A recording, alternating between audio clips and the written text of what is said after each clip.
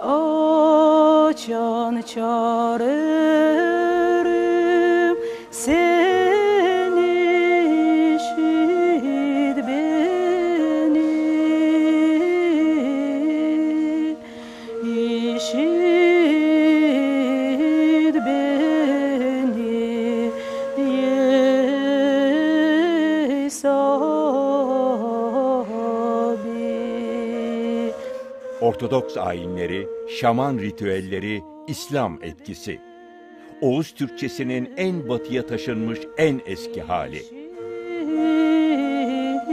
beni, Yesabi.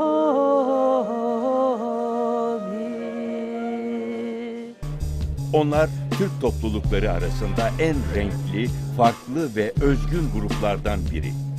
3 ayrı dönemde kaynaşmış ve tek bir halk olarak tarih sahnesine çıkmışlar. Onları diğer Oğuz Türklerinden ayıran tek çizgi Ortodoks Hristiyan olmaları. Ama bu çizgi öyle ince, öyle şeffaf ki.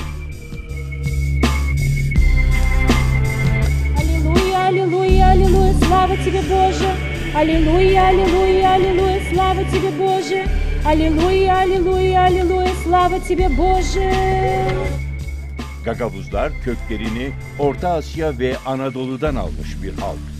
1000 yıl sonra kardeşleriyle buluşan Gagavuzların olağanüstü öyküleri için zaman yolcusu bu defa Moldova'ya gidiyor.